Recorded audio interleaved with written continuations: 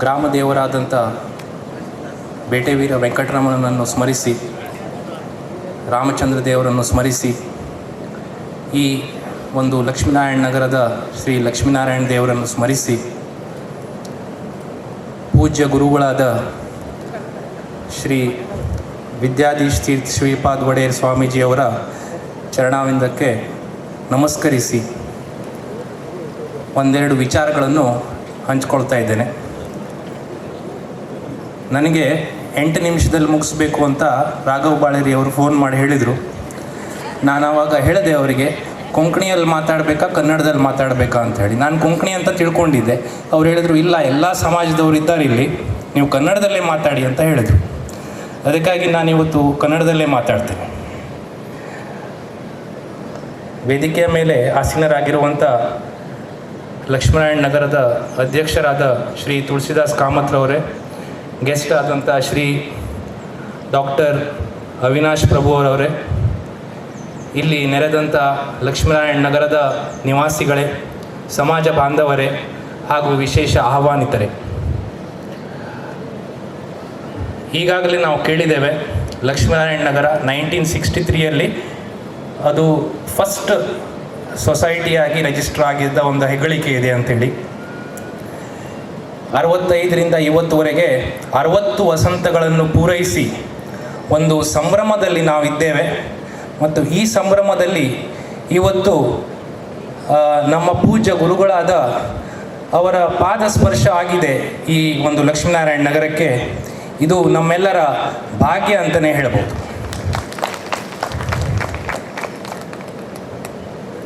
ಸ್ವಲ್ಪ ನಾವು ಹಿಸ್ಟ್ರಿಯಲ್ಲಿ ಹೋದರೆ, ಈಗಾಗಲೇ ಹೇಳಿದ್ದಾರೆ VVS ಬಾಳೇರಿಯವರು ಎಷ್ಟು ಒಂದು ಮಹಾನ್ ಕೆಲಸ ಮಾಡಿದ್ದಾರೆ ಈ ಲಕ್ಷ್ಮೀನಾರಾಯಣ ನಗರ ಅಭಿವೃದ್ಧಿಗಾಗಿ, ಅದನ್ನು ಹುಟ್ಟಾಕ್ಲಿಕ್ಕಾಗಿ ಅಂತ ಹೇಳಿ.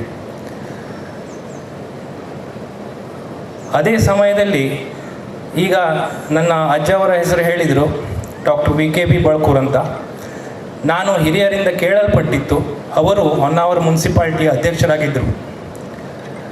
VVS ಬಾಳೇರಿ ಮತ್ತು ಡಾಕ್ಟರ್ VKB ಬಳಕೂರ್ ಅವರಲ್ಲಿ ಒಂದು ಭಾಳ ಕಾರ್ಡಿಯಲ್ ರಿಲೇಷನ್ಶಿಪ್ ಅಥವಾ ಬಾಂಧವ್ಯ ಇತ್ತು. ಅವರು ಅರ್ಬನ್ ಬ್ಯಾಂಕಲ್ಲಾಗಲಿ ಅಥವಾ ರೋಟ್ರಿ ಕ್ಲಬ್ಬಲ್ಲಾಗಲಿ ನ್ಯೂ ಇಂಗ್ಲೀಷ್ ಸ್ಕೂಲಲ್ಲಾಗಲಿ ಯಾವಾಗಲೂ ಭಾಳ ಒಂದು ಒಳ್ಳೆಯ ಬಾಂಧವ್ಯದಿಂದ ಇದ್ದವರು. ಸೊ ಈಗ ತಾನೇ ನಮಗೆ ರಾಘವ್ ಬಾಳೇರಿ ಅವರು ಹೇಳ್ದಂಗೆ ಯೋಗ ಬರಬೇಕು ಅಂತ. ಸೊ ನಾವು ತಿಳ್ಕೊಳ್ತೇವೆ, ಆ ಟೈಮಲ್ಲಿ VVS ಬಾಳೇರಿ ಮತ್ತು ಅವರ ಸಮಾನ ಮನಸ್ಕರು ಭಾಳ ಮಂದಿ ಇದ್ದಾರೆ.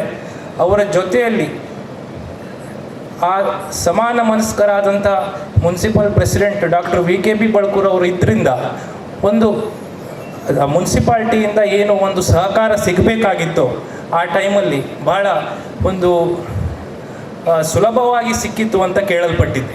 ನಾನಿರಲಿಲ್ಲ ಆವಾಗ, ಬಟ್ ನಾನು ಕೇಳಿದ್ದು ವಿಷಯ. ಯಾಕಂದರೆ VVS ಬಾಳೇರಿಯವರು ಹಾಗೂ ಡಾಕ್ಟರ್ VKB ಬಳಕೂರ್ ಇಬ್ಬರು ಸಮಾಜಕ್ಕಾಗಿ, ಅವರಿಗೆ ಸಮಾಜದ ಒಂದು ಅಭಿವೃದ್ಧಿಗಾಗಿ ಒಂದು ಕಲಕಲೆ ಇತ್ತು. ಅವರಿಗೆ ಆಗಲೇಬೇಕು, ಸಮಾಜ ಉದ್ಧಾರ ಆಗಬೇಕು, ಜನರಿಗೆ ಒಳ್ಳೇದಾಗಬೇಕು ಅಂಥೇಳಿ. ಸೊ ಅಂಥ ಮಹಾನ್ ವ್ಯಕ್ತಿಗಳ ನಾವು ಮುಂದಿನ ಪ್ರಜೆಯಾಗಿ ನಮ್ಮದು ಭಾಳ ಒಂದು ದೊಡ್ಡ ರೆಸ್ಪಾನ್ಸಿಬಿಲಿಟಿ ನಮ್ಮ ಊರ ಪರವಾಗಿ ಇರ್ತದೆ. ಲಕ್ಷ್ಮೀನಾರಾಯಣ ನಗರವು ಒಂದು ಹೊನ್ನಾವರಕ್ಕೆ ನಾವು ಕಂಪೇರ್ ಮಾಡಿದರೆ ಐ ಕ್ಯಾನ್ ಸೇ ಅದು one of the best residential areas ಅಂತೇಳಿ. ಈಗ ನಾವು ಲಕ್ಷ್ಮೀನಾರಾಯಣ ನಗರಕ್ಕೆ ಬಂದರೆ ಒಂದು ಅಂಗಡಿ ಕಾಣೋದಿಲ್ಲ, ಒಂದು ಅಂಗಡಿ ಮುಂಗಟ್ಟು ಕಾಣೋದಿಲ್ಲ, ಹೋಟೆಲ್ ಕಾಣೋದಿಲ್ಲ. ಆದರೆ ಹೊನ್ನಾವರದಲ್ಲಿ ಯಾವುದೂ ಒಂದು ಏರಿಯಾ ಇಲ್ಲ, ಒಂದು ಮನೆ ಇರ್ತದೆ, ಮನೆ ಪಕ್ಕದಲ್ಲಿ ಒಂದು ಹೋಟೆಲ್ ಇರ್ತದೆ, ಬ್ಯಾಂಕ್ ಇರ್ತದೆ, ಎಲ್ಲ ಕಡೆ ಹಾಗೆ. So it is a mix of business as well as residential area. But Lakshminarayana Nagar I can say probably ಒಂದೇ area where in it is a purely residential area. And ಅದರಿಂದಾಗಿ ಬಹಳ ಜನರಲ್ಲಿ ಮಾನಸಿಕ ಒತ್ತಡ ಬಹಳ ಕಡಿಮೆ ಆಗ್ತದೆ ಅಂತ ನಾನು ಭಾವಿಸ್ತೇನೆ. Because they are away from the business centre.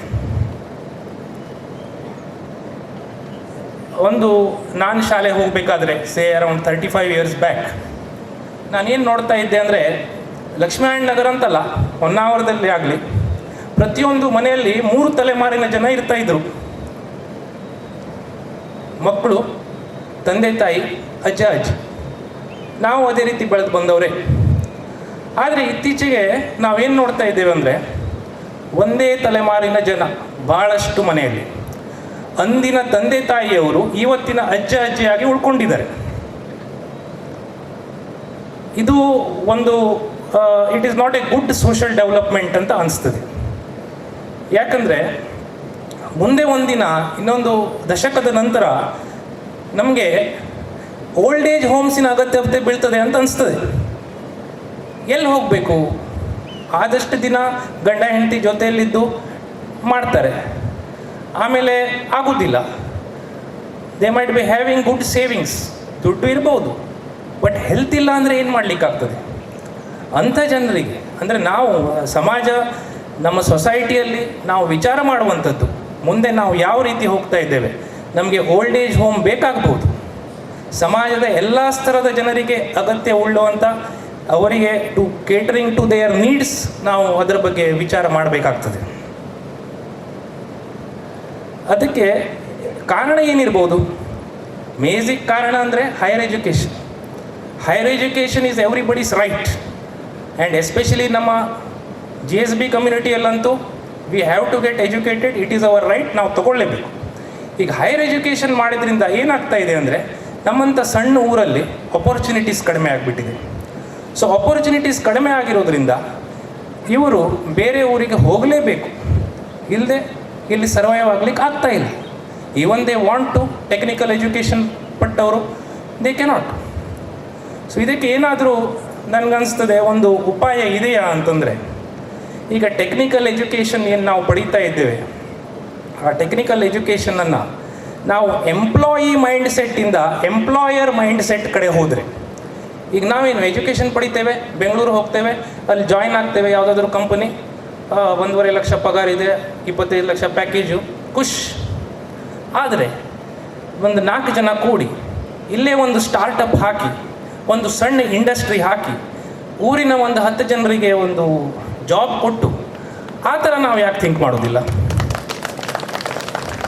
Y can't we change our mindset from employee to employer?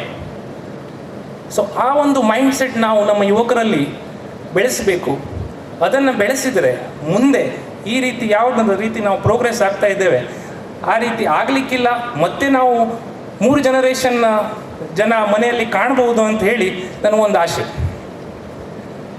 ಮತ್ತೊಂದು ನಾವು ಅದ್ರ ಜೊತೆಗೆ ನೋಡೋದಂದರೆ, ನಮ್ಮ ಹುಡುಗಿಯರು, especially GSB and Havyaka Brahmin ಹುಡುಗಿಯರು, I am telling out of my own experience in my hospital, ಬರ್ತಾರೆ, inter caste marriage ಆಗಿರುತ್ತದೆ. ಹುಡುಗ GSB ಇರ್ತಾನೆ, ಹುಡುಗಿ ಔಟ್ಸೈಡ್ ಇರ್ತಾರೆ. ಸೊ ನಾವು ನ್ಯಾಚುರಲಾಗಿ ಕೇಳೋದು, ಏನು ನೀವು ಇಷ್ಟಪಟ್ಟು ಮದುವೆ ಆಗದವ್ರ ಅಂತ. ಇಲ್ಲ, ನನಗೆ ಹುಡುಗಿ ಸಿಗಲಿಲ್ಲ, ನಾನೊಂದು ಬಿಸ್ನೆಸ್ ಮ್ಯಾನು, ಊರಲ್ಲೇ ಇದ್ದೇನೆ, ಬೆಂಗಳೂರಲ್ಲಿ ಇದ್ದರೆ ಜಾಬ್ ಇದ್ದರಷ್ಟೇ ಹುಡುಗಿ ಮದುವೆ ಆಗ್ತಾಳೆ ಅಂತ ಅವ್ರು ಹೇಳ್ತಾರೆ. ಸೊ ಇದು ನೋಡಿ, ಊರಲ್ಲಿ ಇದ್ದು ಬಿಸ್ನೆಸ್ ಮಾಡ್ತಾ ಇದ್ದಾರೆ, ತಂದೆ ತಾಯಿಯವರ ಜೊತೆಗಿದ್ದಾರೆ, ಲಕ್ಷಗಟ್ಟಲೆ ಸಂಪಾದನೆ ಮಾಡ್ತಾರೆ, ಅದು ಬೇಡ. ಬೆಂಗಳೂರಲ್ಲಿದ್ದು ಒಂದು ರೂಮಲ್ಲಿದ್ದು 15-20 ಸಾವಿರ ತಿಂಗಳಿಗೆ ಮಾಡ್ತಾರೆ, ಅದು ಬೇಕು. ಇದೆಂಥ ವಿಪರ್ಯಾಸ? ಇದು ನಾವು ವಿಚಾರ ಮಾಡುವಂಥದ್ದು. ಯಾಕೆ ನಮ್ಮ ಹುಡುಗಿಯರು ಈ ರೀತಿ ಮಾತಾಡ್ತಾ ಇದ್ದಾರೆ ಅಂತ. ಇದಕ್ಕೆ ಐ ಥಿಂಕ್ ನಾವು ಸಣ್ಣವರಿಂದಾಗಲೇ ಅವರಿಗೆ ಒಂದು ಜಾಯಿಂಟ್ ಫ್ಯಾಮಿಲಿ ಸಿಸ್ಟಮ್ಮು ಮತ್ತು ಅದರ ಅಡ್ವಾಂಟೇಜಸ್ಸು ಮತ್ತು ಸಣ್ಣ ಊರಲ್ಲಿ ಇರೋದ್ರಿಂದ ಏನೇನು ಅಡ್ವಾಂಟೇಜಸ್ ಇದೆ ಅಂತ ಹೇಳಿ ಹೇಳ್ಕೊಡ್ಬೇಕು ಅಂತ ಅನಿಸುತ್ತೆ. Success often comes to those who dare and act, it seldom goes to the timid ಅಂತ ಹೇಳಿ ಇಂಗ್ಲೀಷಲ್ಲಿ ಒಂದು ಗಾದೆ ಇದೆ. ಈ ಗಾದೆಯನ್ನು ನಾನು ಭಾಳ ಸರ್ತಿ ನನ್ನ ಓನ್ ಲೈಫಲ್ಲಿ ಯೂಸ್ ಮಾಡಿದ್ದೀನಿ. ಪ್ರಯತ್ನ ಪಟ್ಟರೆ ಡೆಫಿನೆಟ್ಲಿ ಸಕ್ಸಸ್ ಇದೆ, ಹೆದರ್ಕೊಂಡು ಕೂತ್ಕೊಳ್ಬಾರ್ದು ಅಂತೇಳಿ. ಮತ್ತೊಂದು ಇಂಪಾರ್ಟೆಂಟ್ ವಿಷಯ, ಹೆಚ್ಚು ಮಿನಿಟ್ ತೊಗೊಳ್ಳೋದಿಲ್ಲ, ಇಂಪಾರ್ಟೆಂಟ್ ವಿಷಯ ಅಂತಂದರೆ ಹೆಲ್ತ್ ಬಗ್ಗೆ. ಇವತ್ತು ನಾನು ಹೆಲ್ತ್ ಬಗ್ಗೆ ಹೆಚ್ಚು ಮಾತಾಡೋದಿಲ್ಲ, ಆದರೂ ಜಸ್ಟ್ ವಾಟ್ ಈಸ್ ರಿಕ್ವೈರ್ಡ್.